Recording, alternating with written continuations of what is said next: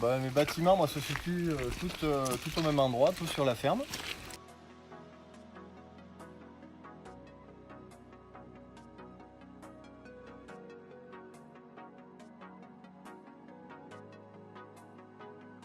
Voilà, cette année, comme partout en France et même en Europe, les récoltes de foin et luzerne sont très minces, petites, disons. Et du coup, on arrive à la fin de l'année et les hangars ont bien baissé.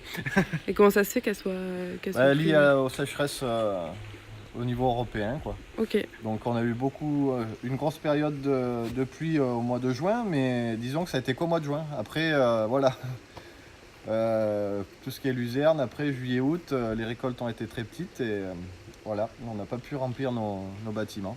Ok. Et les éleveurs, c'est général, donc eux aussi, ils n'ont pas récolté grand-chose. Ça va être tendu pour boucler la saison, quoi, l'hiver. Déjà, on sent la pression. J'ai des éleveurs qui disent qu'ils vont vendre des bêtes, des trucs comme ça. Donc, c'est compliqué. Économiquement, c'est pas toujours simple. On fait pas nos prix. C'est surtout ça le gros souci en agriculture. On dépend beaucoup des marchés mondiaux et puis des cours des matières premières.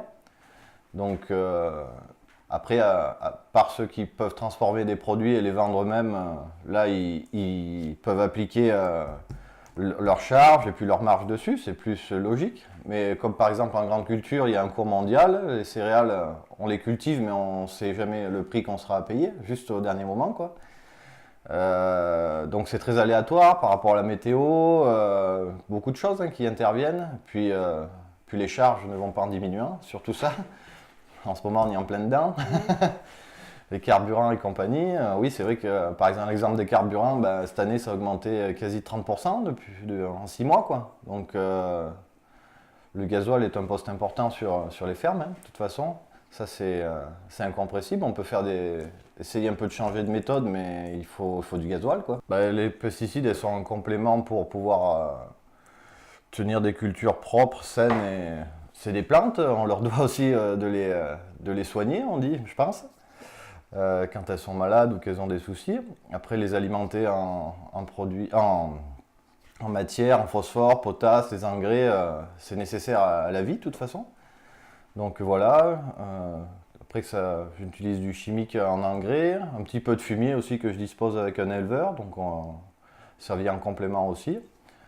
Après, il y a certaines cultures comme l'ail qui vont être problématiques parce qu'on nous enlève tout ce qu'on a, grosso modo, pour les traitements de la maladie. Donc, principalement la rouille, c'est compliqué.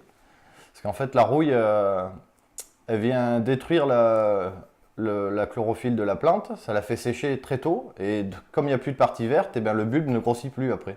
Donc, il peut y avoir aucune récolte si cette maladie n'est pas traitée, quoi. Et vous disiez, on nous enlève.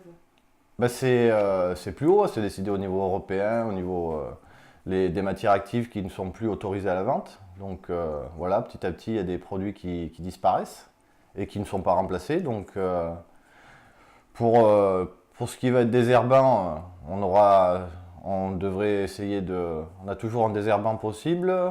Et puis on va se développer un peu le travail du sol, donc les binages un petit peu. Et voilà, donc principalement c'est la maladie, quoi, qui va être difficile à lutter, quoi. C'est vrai qu'on est dans le premier département bio, de toute façon, ça c'est clair et net, donc c'est un atout pour le département. Mais c'est vrai que ce soit d'un côté ou de l'autre, je pense qu'on est un peu sectaire, je veux dire. Le bio refuse le conventionnel souvent et le conventionnel refuse le bio. Je pense que pour l'avenir, il faudra des deux. Du moment que les gens travaillent bien, tout peut se compléter et il n'y a pas de problème, hein.